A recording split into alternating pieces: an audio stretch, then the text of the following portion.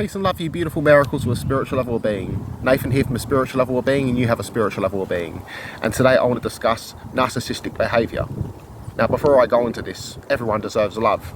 Even people with narcissistic qualities, which everyone can have at times. Now, this is why it's crucial to do the inner work, to self-observe, to be aware. Now, people in life often have doubts and regrets. However, narcissistic people don't feel these doubts and regrets in the same way that, say, we would. Rather, they are always the victim, that they have never done anything wrong and that they truly don't regret their actions.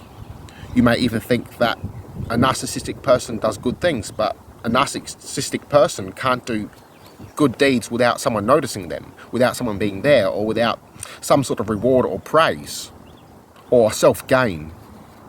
Now, another thing with narcissistic people is you can't expect them to react in a situation appropriately. So something might be a small, minor difficulty, not a huge deal, but they will go to a scale 1 to 10 real quick, overreacting. So they may do this because they feel called out or unable to gain another person's approval. Now, at times they can even be charming, but this is because they're planning something. They have a hidden motive for self-gain. Now, narcissistic people, they will always be out to be the centre of attention. They will often, at times, make up elaborate stories, often mixing in half-truths with fantasies. So a very small amount of it could be a bit of the truth mixed in with fantasy in order to make them feel good or to have others admire them, where they will even use manipulation in order to make themselves seem better or to make other people leave certain social groups in order that way they can have more of a control and influence over them, as narcissistic people are out for your energy and time. Now, one of the traits of narcissism is making elaborate stories, often mixed with fantasies and slightly real parts of their life. They love to talk about their accomplishments and also their tragedies, often a mixture of fantasies, lies and half-truths, usually with them being the victim and somehow being ultimately very successful, that everyone should be like them. They live larger than life. Now, because of this, narcissist people aren't interested in your beliefs or your feelings or even your thoughts and ideas. They may show kindness towards you, but in the same way, they'll act like they are superior to you. They'll make it more about them. So say, for instance, they will say they've been through worse than you, or they'll make it all about them instead of noticing your individual struggle. They will only relate to their own selves. Now, this being said, a caring individual will recognize an individual's suffering and not make it about them, actually caring and listening.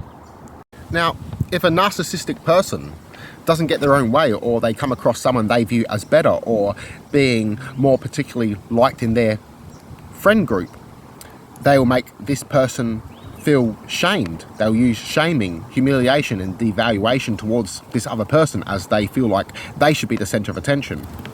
Now, you cannot count on them to not do this behaviour, because they will always resort to this until they realise and acknowledge their behaviour and do the inner work.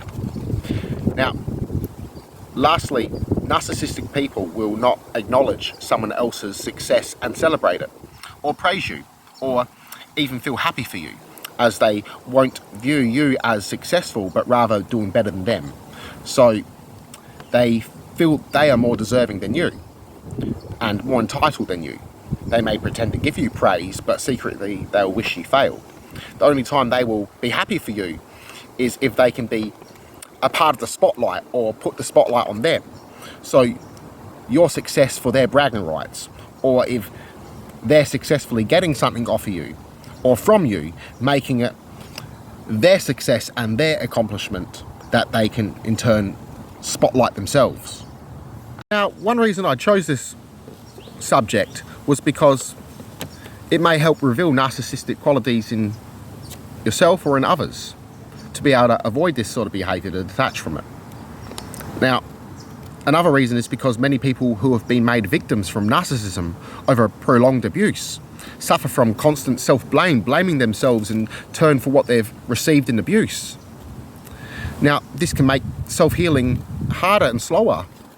Now, many victims of narcissism will set up borders around them 24/7, being on constant defence and even fear rejection, putting themselves into self-isolation, and some will even over-apologise. Sometimes victims will become abusers.